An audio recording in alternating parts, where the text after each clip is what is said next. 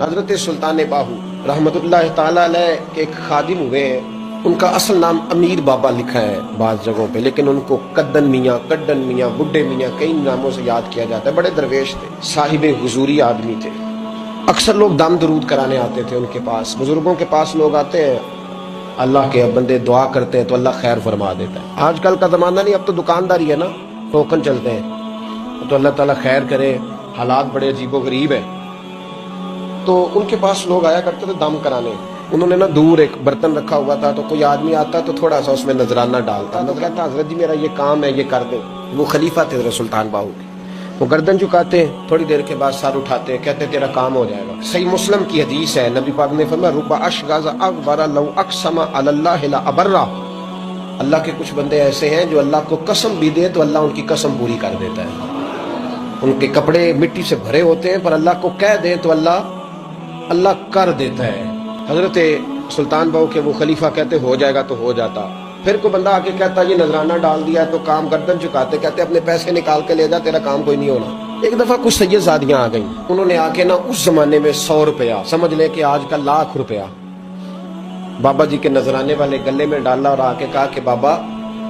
ہمارے نا ایک بچے کو سزائے موت ہو گئی، اور حلفاً بتاتے ہیں کہ ناجائز پھانسی کا حکم ہوا ہے، تو تیری رب رسول کی بارگاہ تک رسائی ہے، مہربانی کر، سیدوں کا بچہ ہے، مہربانی کر۔ بابا جی نے گردن چکائی اور کہا اپنا 100 روپیہ نکال کے لے جاؤ، مشکل ہے بچہ بچے تو میں کچھ نہیں کر سکتا۔ سیدزادیاں تھی، روتی ہوئی لوٹ گئیں، بچے کی نانی زندہ تھی، ان کو جا کے بتایا تو وہ رونے لگ گئیں، کہنے لگی تمہیں بات نہیں کرنی آئی، اللہ کے بندے بڑے نرم دل ہوتے ہیں، تمہیں منانا نہیں آیا، ورنہ یہ ہو سکتا تھا، میں جاتی ہوں۔ وہ آئی، 100 روپیہ ڈالا، اور بابا جی امیر صاحب کے پاس بیٹھ کے کہنے لگی بابا بات یہ ہے کہ ہم سید ہیں، ہے سارا ہمارے گھرانے کا، پر چلو آج تک رسائی تیری ہے، آج کل تیرے تعلقات مضبوط ہیں، تو مہربانی کر، کوئی غلط بات نہیں، بچے کو پھانسی غلط ہو رہی، مہربانی کر۔ بابا کہنے لگا اماں میرے بس میں نہیں، میں بھی تو اللہ کا کمزور بندہ ہوں نا، مالک کا کمزور بندہ ہوں، کو ضروری نہیں، دعا پہ فضل ہوتا ہے، اگر اس کی مشیت ہو تو پھر بندہ کیا کر سکتا ہے، تو اماں یہ کام نہیں ہو سکتا۔ تو اماں رونے لگ گئی، کہنے لگی کوئی نہیں، میں قیامت کے دن حضور کی بارگاہ میں تیری شکایت کروں گی، میں کہوں گی کہ میں نے بتایا تھا میں سید ہوں، اس نے توجہ ہی نہیں کی،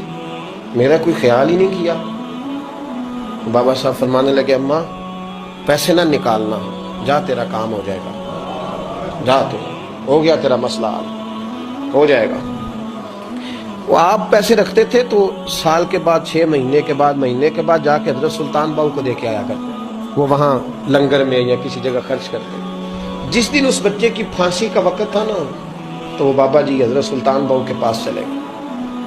حضرت سلطان باہو کے مزار پہ جو دوست گئے ہیں یا میرے ساتھ گئے ہیں وہ جانتے ہیں کہ گڑھ موڑ سے یوں مڑتے ہیں، آگے دربار ہے، تو گڑھ موڑ پہ حضرت سلطان باہو ان کے استقبال، ان کو وہاں پتہ چل گیا کہ وہ آ رہا ہے، آئے دروازے گڑھ موڑ تک، مرید ساتھ تھے، تو حضرت سلطان باہو کہنے لگے یار تو نے اچھا نہیں کیا، اپنے خلیفے تو نے اچھا نہیں، کہنے لگے حضور چارہ کوئی نہیں تھا، سیدزادیاں آ گئی تھی، حضور کا خاندان تھا، میں کیا کرتا۔ مرید کہتے ہمیں سمجھ نہیں آ رہی کہ یہ کیا ہو رہا ہے، کہنے لگے مجبوری تھی، کیا کرتا، کدھر جاتا، حضور کا خاندان تھا، کہا تو نے اچھا نہیں، کہتے ہمیں نہیں سمجھ آ رہی کہ تو نے اچھا نہیں کیا، وہ کہتے ہیں حضور کا خاندان تھا، اس کا معنی کیا ہے، کہتے تھوڑی دیر گزری، بچہ وہاں سے رہا ہو گیا، حضرت سلطان باہو کے خلیفہ کا انتقال ہو گیا، وہ وصال کر گئے، وصال ہو گئے، آپ نے جنازہ پڑھایا، دفن کیا، تو غلام کہنے لگے حضور یہ ماجرا کیا ہے،